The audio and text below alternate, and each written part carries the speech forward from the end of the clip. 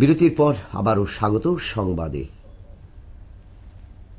আসাম রাইফেলসের সাথে সংঘর্ষ, 3 NSCN উগ্রপন্থীর মৃত্যু হয়েছে।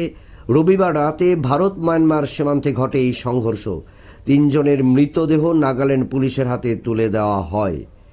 উত্তর পূর্ব ভারত ইতিমধ্যেই কিন্তু বেশ কিছু ঘটনাকে ঘিরে উত্তপ্ত রয়েছে। এর মধ্যে এই যে গতকাল আসাম রাইফেলসের সাথে সংঘর্ষ, NSCN উগ্রবাদীদের, এবং সেখানে 3 জন নিহত হয়েছে, সেই বিষয়ে জানবো। আমাদের প্রতিনিধি রয়েছেন রাজীব দত্ত। রাজীব বাবু, কি জানা যাচ্ছে সেই বিষয় নিয়ে?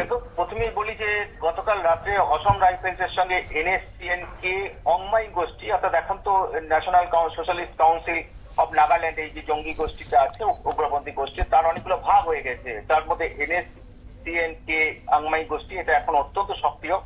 এদের সঙ্গে গতকাল রাত্রে অরুণাচলের সীমান্তে, অর্থাৎ যে জায়গায় ঘটনাটা ঘটেছে মায়ানমার এবং ভারতের বর্ডারের সীমান্তে, সেখানে এবং কিছুটা নাগাল্যান্ডেরও পড়ছে, সেই জায়গায় সংঘর্ষ হয় মানে অসম রাইফেলসের সঙ্গে, এবং তাতে 3 জন এনকাউন্টারে 3 জন এই NSCN কে অংমাই গোষ্ঠী 3 জন উগ্রপন্থী তারা মারা গিয়েছে, আর 2 জন জখম হয়েছে, যাদেরকে হাসপাতালে ভর্তি করা হয়েছে।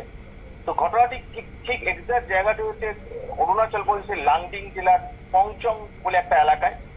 সেখানে খবর আছে যে 15 জন NSCN কে জঙ্গি উগ্রপন্থী তারা জড়ো হয়েছে, কারণ এই তল্লাশি চলছিল, অসম রাইফেলস যদি তল্লাশি চালাচ্ছিল, কারণ ওখানে অরুণাচল প্রদেশের 2 জন কর্মী, অর্থাৎ ঘস নির্মাণ কাজের সঙ্গে যুক্ত ছিল, এরকম 2 জন কর্মীকে তারা অপহরণ করেছিল এই জঙ্গি গোষ্ঠী।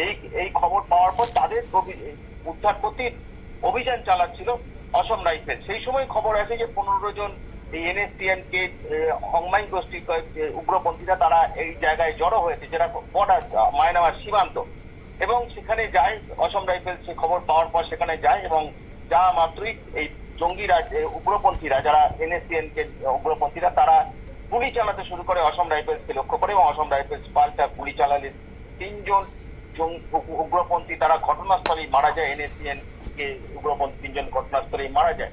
তবে তাদের পরিচয় জানা যায়নি, তাদের পরিচয় জানার জন্য চেষ্টা করা হচ্ছে।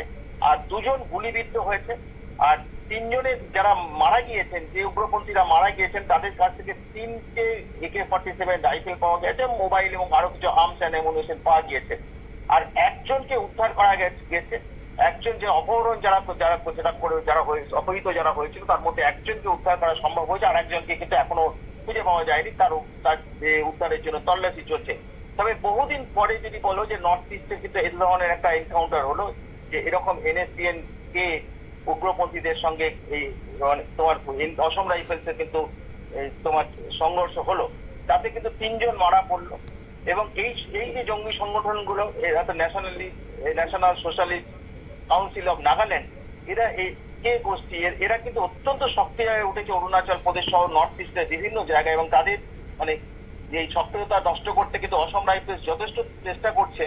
কারণ এরা মায়ানমারে কিন্তু শেল্টার নিয়েছে, এবং যার জন্যই কিন্তু এরা বিভিন্ন সময় অপহরণ, চাঁদা তোলা, চাঁদা না দিলে অপহরণ করা, এই ঘটনাগুলো ঘটাচ্ছে, এবং যার ফলে কিন্তু এই যে নির্মাণ কর্মী, এই সংস্থার নির্মাণ কর্মীদের তারা অপহরণ করেছে, এবং তারই অভিযান চলছিল, অসম রাইফেলস চালাচ্ছিল, এবং তারপরেই কিন্তু এদের সঙ্গে এনকাউন্টার হয়ে 3 জন মারা গেছে। যেখানে মারা যায়, যে যখন এনকাউন্টার হয়, এবং ঠিক পাশেই কিন্তু ওদের ডেড বডি গুলো পড়েছিল, সেখানে যে নাগাল্যান্ড এরিয়া পড়ছে, যেটা অসম রাইফেলসের পক্ষ থেকে বলা হচ্ছে, এবং এই 3 জনের মৃতদেহ কিন্তু নাগাল্যান্ড পুলিশের হাতে তুলে দেওয়া হয়েছে। আর 2 জন যারা আহত হয়েছে, তাদের কিন্তু অসম রাইফেলস তাদের হাসপাতালে ভর্তি করা হয়েছে, এবং তাদের ভালো হলে তাদেরকে জিজ্ঞাসাবাদ করা হবে। তবে একটা বড় সড়ো একটা চক্র, যে 15 জন প্রায় জড়ো হয়েছিল একই জায়গায়, এবং অসম রাইফেলস যেটা মনে করছে যে এই আরেকজন যাকে খুঁজে পাওয়া যাচ্ছে না, যে নির্মাণ কর্মী যাকে অপহরণ করা হয়েছে আরেকজনকে, তাকে হয়তো মায়ানমার নিয়ে চলে যেতে গিয়েছে, এমনটাও কিন্তু মনে করা হচ্ছে, এবং যার জন্য চেষ্টা করা হচ্ছে তাকে উদ্ধার করার জন্য।